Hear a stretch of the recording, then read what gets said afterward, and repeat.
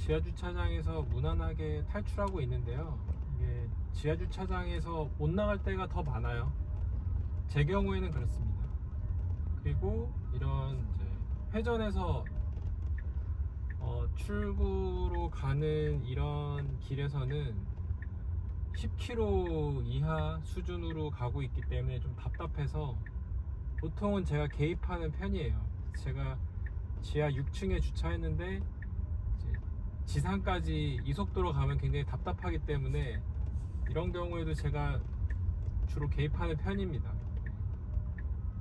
근데 오늘은 이제 영상 촬영으로 이제 끈기 있게 지켜보고 있고요. 여기서도 이제 마주오는 차가 있는지 없는지를 잘 확인해서 잘 나가고 있어요. 너무 보수적이라서, 물론 이제 이 지하주차장 규정이 10km 미만으로 이제 주행하는 게 맞긴 한데 퇴근 시간인데 이제 너무 늦게 가니까 뒷차들도 그렇고, 지금도 마주보는 차가 있긴 한데 이제 양보를 받아서 이제 주행하고 있습니다.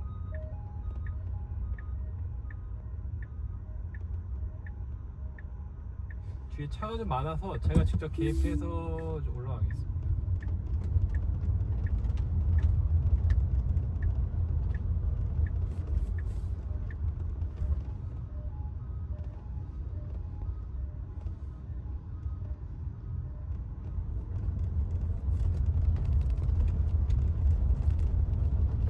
그리고 요크핸들에 대한 문의가 좀 있는데 불편합니다. 이런 그 회전형 이런 주차 코스 같은 데서는, 주차 타워 같은 데서는 이제 핸들을 원 운동을 해야 되는데 요크핸들은 약간 직사각형에 가깝기 때문에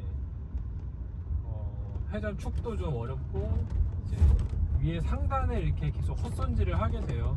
그런 부분도 좀 아쉽고, 여기서 FSD 테스트를 해보면 올라가는 길에서 이렇게 잘 인식을 하고 수신호 하시는 분의 수신호를 잘 받아서 주행을 하는 편이에요.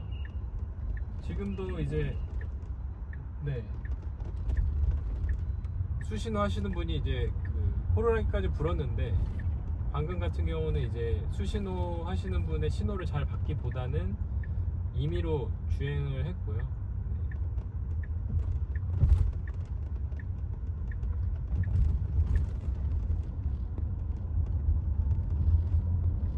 제가 퇴근하는 길과 코스가 좀 다르긴 한데 이거는 익숙함의 영역이기 때문에 뭐가 맞다 틀리다 할 수는 없거든요. 제가 내비게이션 관련 업무를 이제 할 때가 있는데, 이 도착 시간이라는 거는 사실 정답이 없거든요. 정답도 없고, 그 다음에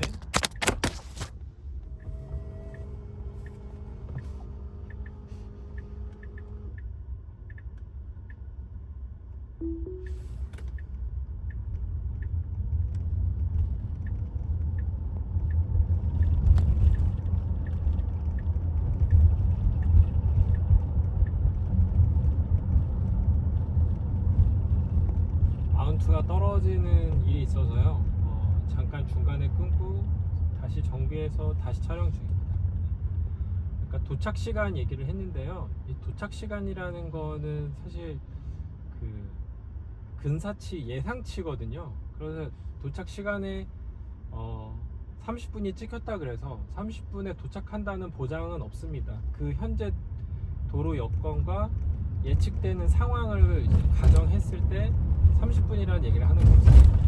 절대적으로 그 도착 시간이 정확하게 지켜진다는 보장은 없어요. 물론 높은 확률로 맞습니다. 그리고 제가 A라는 길로 퇴근을 주로 하는데, A라는 길로 30분이 걸리지만 갑자기 내비게이션이 B라는 길을 35분이라고 안내한다면 우리는 A 코스로 가게 될 거거든요.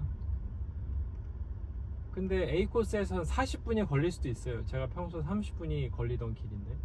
그래서 이 도로 상황이라는 게 정해진 정답이 없고 항상 유기체처럼 변하기 때문에 그런 시간이 이제 정답이 없는 거죠. 그래서 이 FSD를 이제 2주째 사용하다 보니까 제가 주로 익숙한 길이 아닌 다른 길을 이제 이 FSD가 제안을 했을 때 처음에는 거부감이 들었지만 막상 도착 시간을 보면은 또 제가 가는 지름길과 큰 차이는 없습니다.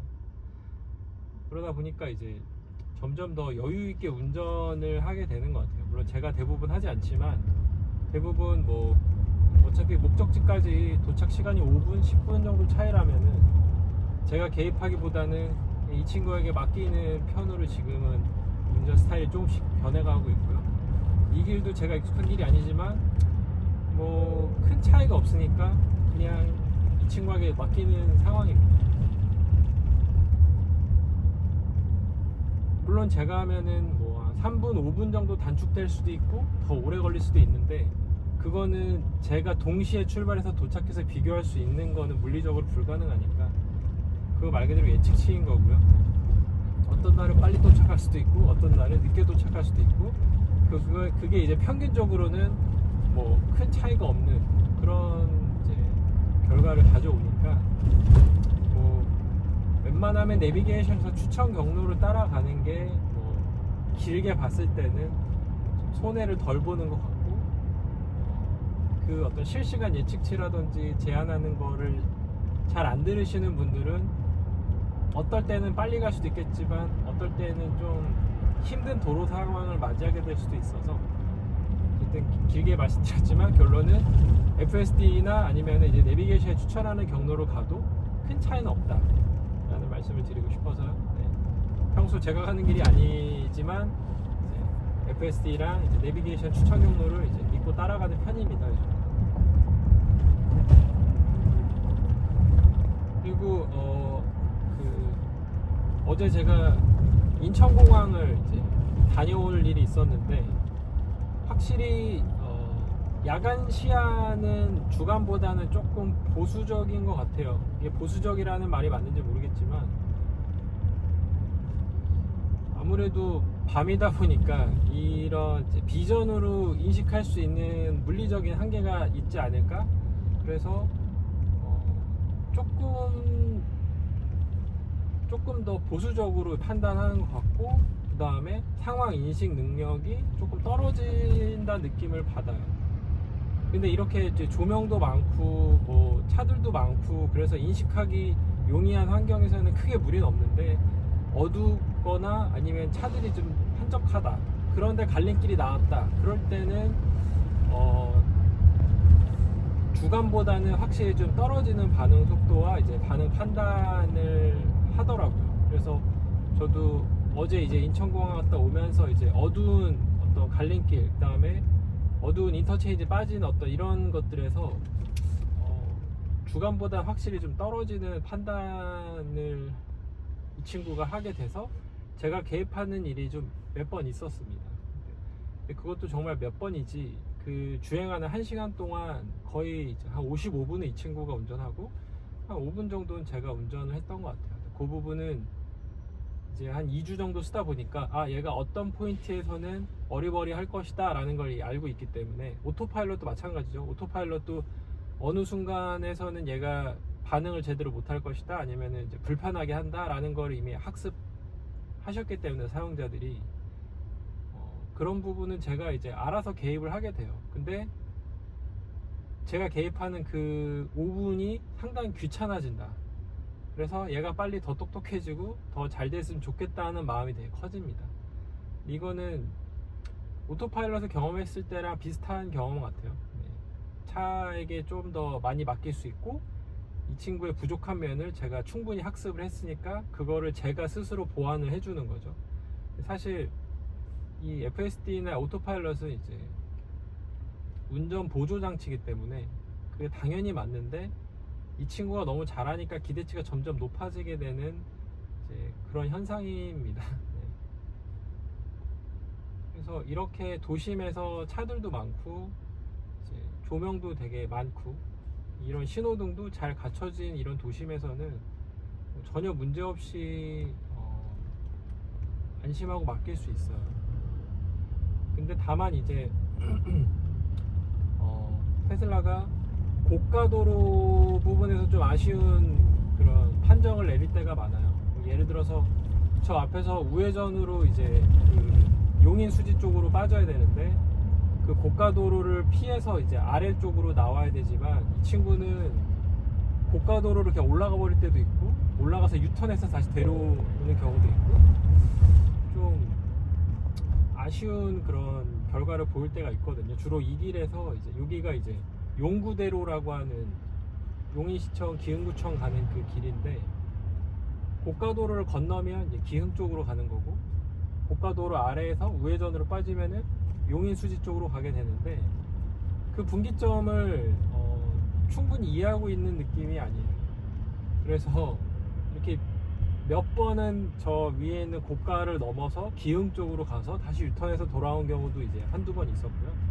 어떤 날은 이제 잘 인식해서 우회전으로 빠지는 날도 있었습니다.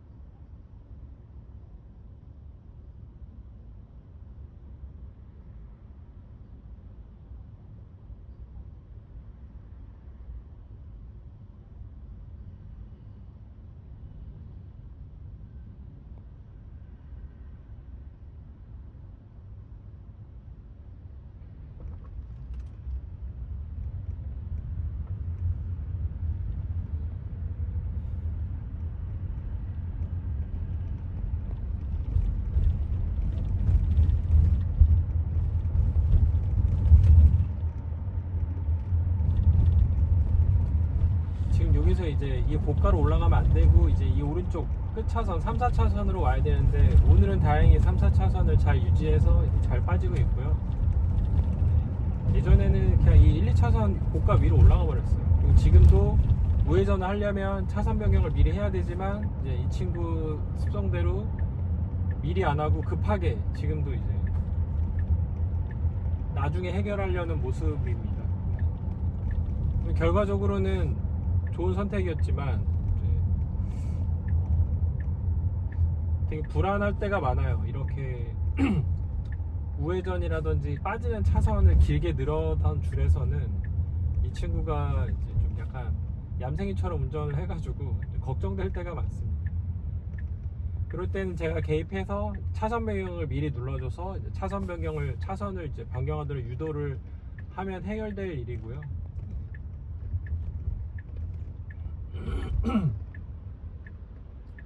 지금 앞에서 이제 사람들이 이제 건너는 거를 미리 보고 속도를 줄여서 이제 정차한 상황이에요.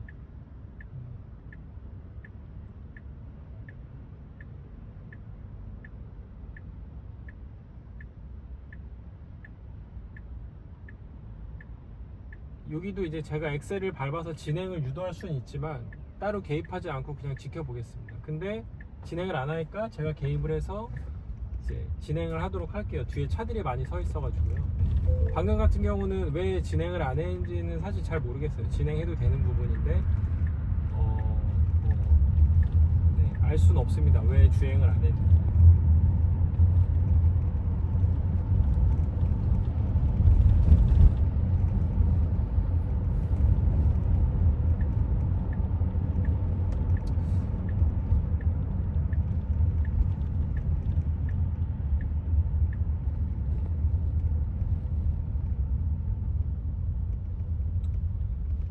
확실히 이 친구는 이 전체 차선의 가운데를 유지하고 싶어 하는 것 같아요. 대부분 그렇습니다. 방금도 어차피 3, 4차로는 직진이기 때문에 저 위에 그 표지판을 보시면 1, 2차로는 이제 신수로, 3, 4, 5차로는 포운대로. 근데 저는 포운대로로 갈 거거든요. 그러니까 이제 3, 4, 5차로 중에 원래 기존에 있던 그 차선을 유지해도 됐지만 굳이 이쪽 가운데로 오는 거죠. 네.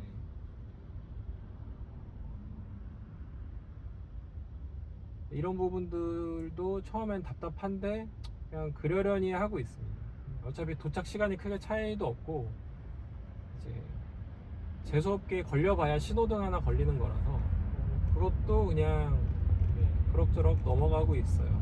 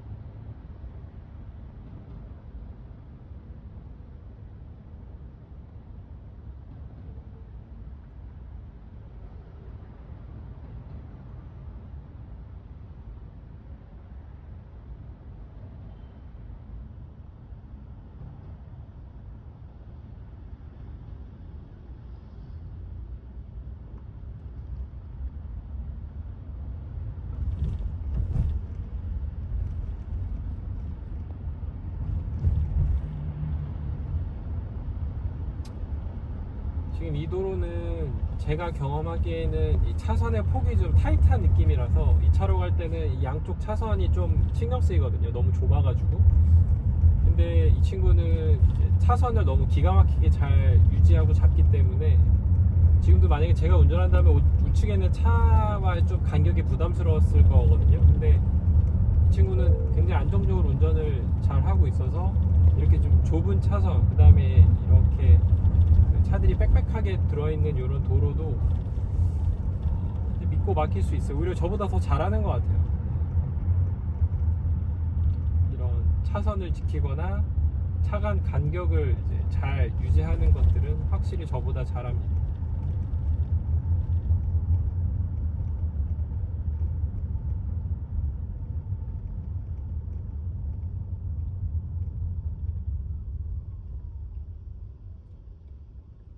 그리고 매번 느끼는 거지만 이렇게 정차할 때 이제 그 브레이크 컨트롤하는 능력이 너무 뛰어나기 때문에 이거는 저도 좀 이 정도 수준으로 좀 배우고 싶은데 아무리 컨트롤해도 이 정도로 컨트롤은 제가 어려워요. 그래서 확실히 부드럽게 주행하는 거는 이제 매번 감탄하고 있습니다. 오토파일럿이랑 전혀 다르고요. 가속이나 감속이라든지 이런 걸 컨트롤하는 능력이, 오토파일럿은 좀 기계적으로 멀어지면 좁히고 멈추면은 바로 멈추고 이런 기계적인 반응이었다면 FSD는 확실히 사람이, 굉장히 수준 높은 사람이 이제 주행하는 느낌이에요.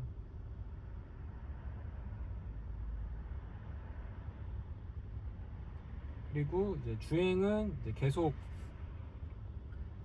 드라이브 모드는 신속 주행으로만 다니고 있습니다. 매드맥스까지는 제가 하고 있지 않고 주로 신속 주행으로 하고 있어요. 다만 이제 어린이 보호구역 같은 데서는 좀 40km 이상 초갈 때가 있어서 그럴 때는 제가 스탠다드로 이제 수정해서 이제 다니고 있어요. 그리고 어떤 구독자분께서 이제 이 후방 카메라를 보고 싶다고 하셔가지고 지금 생각나서 지금 켰는데 밤이라서 잘 보이진 않습니다만 이 좌우 차선 간격을 이제 이쪽으로 이제 볼 수 있고 이제 후방 카메라를 볼 수 있는데 후방 카메라는 지금 제대로 보이고 있지는 않아요. 카메라 렌즈 빛번짐이 좀 있네요.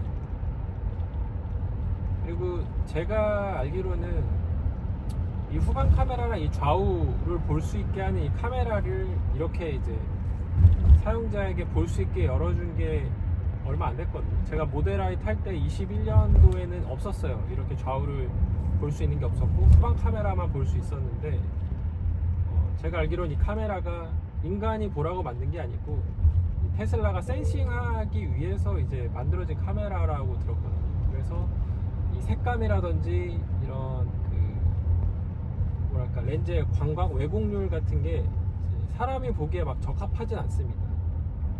그럼에도 불구하고 이제 사용자에게 이렇게 업데이트로 이제 열어준 거죠. 제 기억으로는 22년도였던 것 같은데 정확히 기억이 안 나요.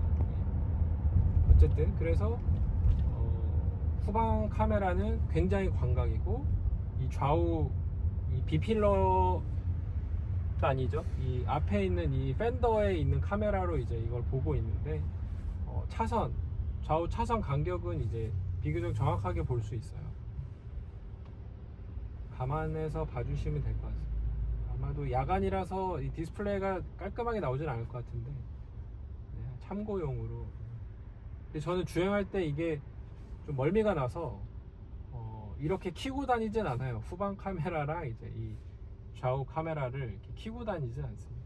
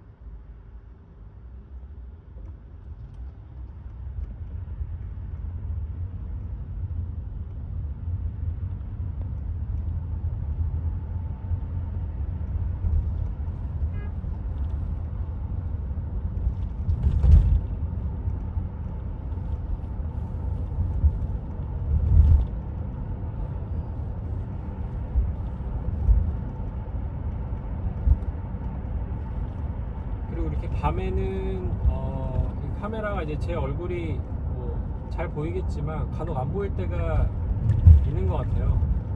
여기는 제가 개입을 하겠습니다. 이쪽으로 가면 차가 많이 밀리기 때문에 제가 개입을 해서 이제 지금 제가 브레이크를 밟았고요. 더 느린 경로로 안내해서 내가 개입했음. 여기서 이제 오른쪽에 있는 성봉역 쪽으로 빠지게 되면 차가 많이 밀리는데 이 직진해서 가는 게 훨씬 빠르거든요. 근데 이 내비게이션이 이쪽으로 안내해서 제가 그걸 무시하고 제가 빠르다고 생각한 지름길로 이제 가고 있고 다시 내비게이션이 경로가 재탐색됐어요. 그래서 다시 제가 FSD에 넘겼습니다.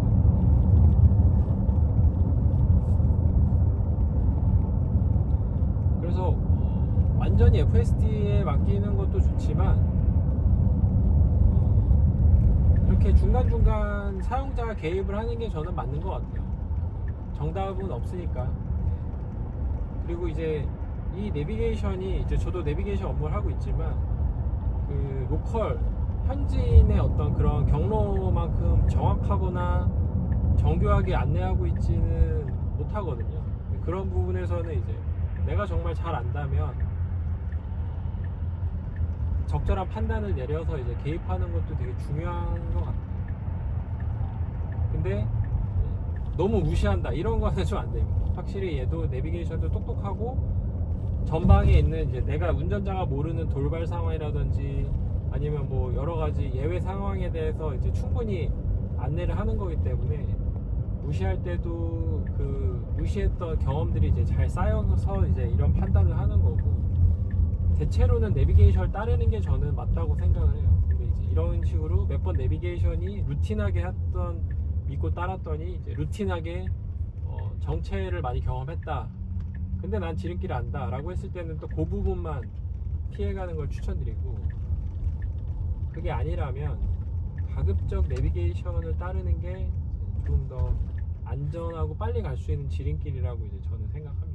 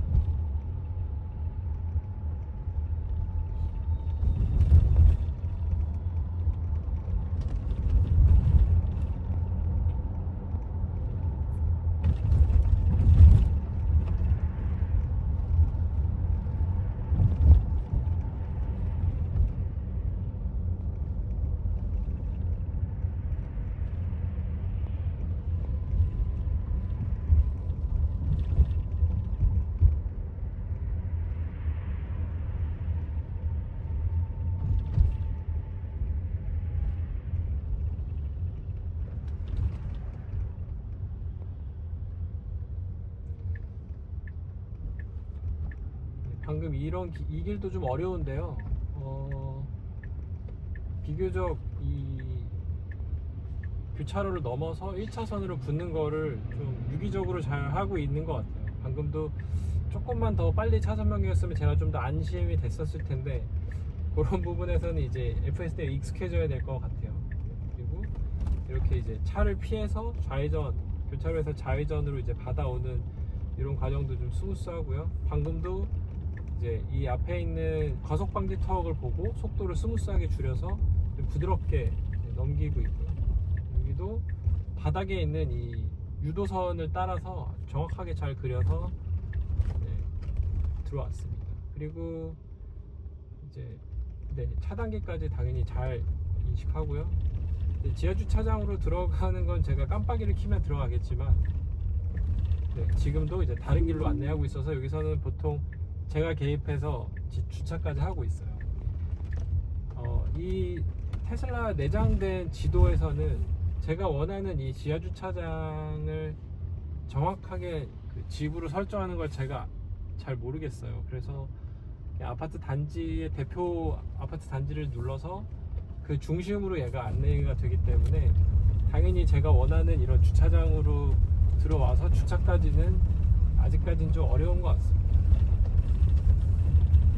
근데 반대로 지금 이렇게 내려가는 길도 되게 좁고 이런 식으로 이제 그 핸들을 틀어야 되지만, 반대로 출근할 때는 이 길도 무난하게 잘 올라가거든요. 내려갈 때도 당연히 잘 무난하게 할 것 같습니다. 그래서 도착까지, 여기까지 굳이 FSD를 켜야 되나는 저는 좀 의문이에요. 그 정도는 사람이 충분히 할 수 있고, 정말 이것까지 FSD에 원한다 그러면 이제 제 개인적인 생각입니다만은 지하주차장이라든지 이제 이런 건물 실내 내부에서는 좀 오히려 FSD 때문에 많은 혼란이 생기지 않을까라고 생각이 들어요. 그래서 이제 운전 초보나 운전이 좀 부담스러우신 분들이 FSD에 되게 혹하시겠지만, 이거는 운전 보조 장치이기 때문에 분명히 운전을 어느 정도 하셔야 되는 거고, 이런 주차라든지 좁은 길에 대한 이해도도 당연히 필요하다고 생각이 들어요. 이런 것도 제가 주차를 이 친구한테 맡길 수도 있겠지만, 자동 주차를 맡겨도 되겠지만, 기둥에 대한 인식이 좀 불안해요. 그래서 지금도 좀 무서운데, 제 지인 중에 사이드미러를 날려먹은 분이 계셔가지고